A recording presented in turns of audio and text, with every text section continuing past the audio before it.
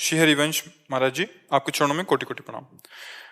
महाराज जी, इनका प्रश्न है कि इन्होंने अपनी तरफ से सच्चे प्रेम किया, पति से छल कपट झूठ निंदा अपमान मिला, इसलिए बस अपनी 2 बच्चियों के प्रति कर्तव्य निभाते हुए लाडली जी की आश्रित हूँ, अलग रहती हूँ। श्री जी कृपा से एक नौकरी है जिससे श्री जी बच्चियों का पालन पोषण करते हैं। प्रश्न है कि प्रभु, क्या सब छोड़कर बस श्री जी के आश्रय जीवन व्यतीत करना चाहिए या अर्जुन की तरह संविधान के मुताबिक अपने बच्चों के हक के लिए परिश्रम करना चाहिए? ऐसा लगता है यदि मैंने दूसरा मार्ग लिया तो मेरी श्री जी का आश्रय छूट जाए। नहीं नहीं, श्री जी का अंदर आश्रय रखे, बाहर व्यवहार में अपने कर्तव्य का भी पालन करे।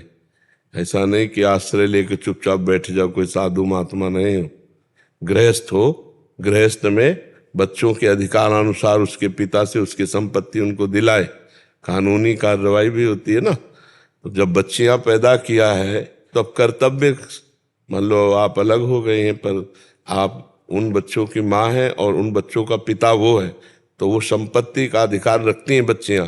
समय आने पर उनको उस अधिकार की प्राप्ति होगी तो वो भी सुखपूर्वक जीवन व्यतीत करेंगी। माता पिता का जीवन होता है संतान की व्यवस्था के लिए, खूब संतान को पढ़ाए लिखाए, उनकी व्यवस्था करे, अपना कर्तव्य पूरा हुआ, भगवान का भजन करते हुए भगवान को प्राप्त हो। तो इसमें कोई बाबा जी थोड़ी है कि हम अब भगवान के सहारे बैठ गए। अंदर से भगवान का सहारा, बाहर से कर्तव्य है। गृहस्थी में कर्तव्य कर्म को देखना चाहिए अपने अधिकारानुसार। उसमें ऐसा नहीं कि अब जो होगा सो, फिर बच्चे हैं बच्चियां हैं, ये बात है। अब मान लो हम लोगों के पास आज ना आवे तो हम भूखे रहकर भी कीर्तन करेंगे, क्योंकि हम लोगों को यही ट्रेनिंग दी गई है, यही शिक्षा दी गई है। सहना है, भगवान जैसे रखे वैसे रखना है। लेकिन गृहस्थी में कर्तव्य कर्म है, उसमें अंदर से भगवान का सहारा है और बाहर से अपने कर्तव्य कर्म को करना है। अर्जुन जी कह रहे हैं मैं भिक्षा मांग के खाऊंगा, भगवान कह रहे नहीं, युद्ध करो, तुम्हारे लिए युद्ध रूपी कर्तव्य है। तो अपने कर्तव्य का पालन करते हुए भगवान के भरोसे रहना चाहिए। अगर भगवान का भरोसा लेकर केवल ऐसे बैठ गए और अपने कर्तव्य का पालन नहीं किया तो आपने सही भगवान की आज्ञा को नहीं माना। भगवान अर्जुन से यही कह रहे हैं कि माम स्मर युद्ध च, मेरा स्मरण करो और अपने कर्तव्य का पालन करो। गृहस्थ धर्म और विरक्त धर्म अलग अलग 2 धर्म है। निवृत्ति मार्ग का अलग सिद्धांत है, प्रवृत्ति मार्ग का अलग सिद्धांत है। किसका प्रश्न है तो आप समझ पा रहे हैं? आश्रय तो नहीं छूटेगा ना? नहीं कह रहे अंदर से कहीं आश्रय ना छूट जाए इन सब करते। अंदर से आश्रय भगवान का रखिए, बाहर से प्रयत्न कीजिए। अर्जुन तो मार काट वाला उपदेश ग्रहण कर रहे हैं, सबकी गर्दनें उतारनी है, काटना है। आपको ऐसा कुछ लड़ना झगड़ना तो है नहीं।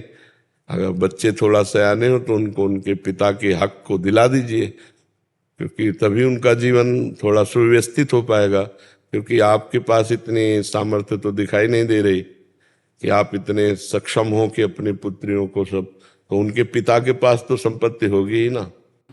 प्रभु मेरी नौकरी है, नौकरी के उससे पाल सकते हैं बच्चों को, तो अच्छे पैसे मिलते, तो फिर जरूरत नहीं है। फिर तो आप समर्थ हैं, आप अपने बच्चों को पढ़ा लिखा करके आप उनको फिर अच्छी नौकरी दिला सकते हैं। पर इसमें ये दिक्कत है प्रभु की नौकरी मेरी भी जिंदगी भर नहीं रही।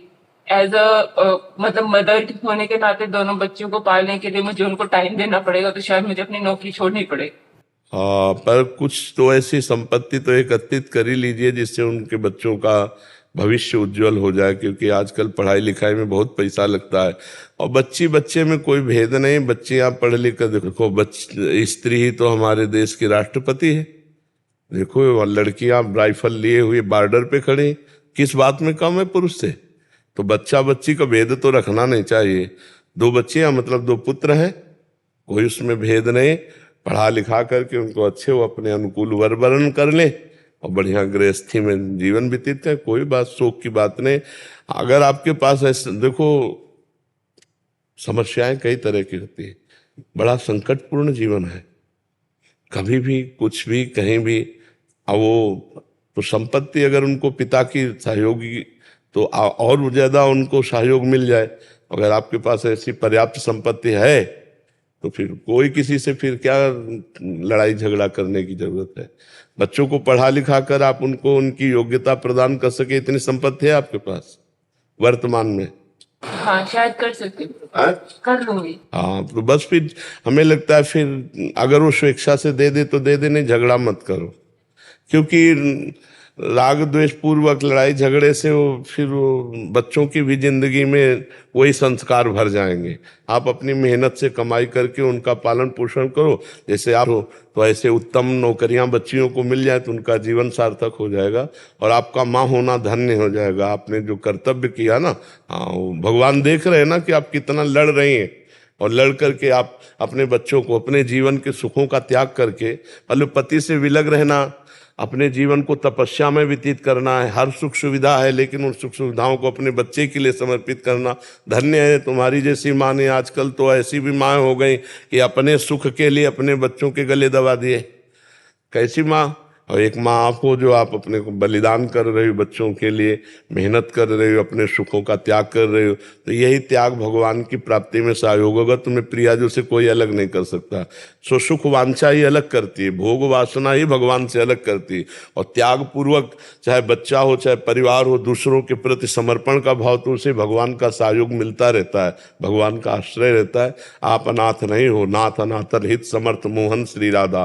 प्रभु आपके साथ है, आप बिल्कुल मजबूत रहिएगा और प्रसन्न रहिएगा, हमारी बात पर आप टिकिएगा। हाँ, कभी आप दुखी मत होइएगा, पुष्ट रहिएगा। परम पति जब साथ है तो नाशवान पति ना भी हो तो क्या फर्क पड़ता है।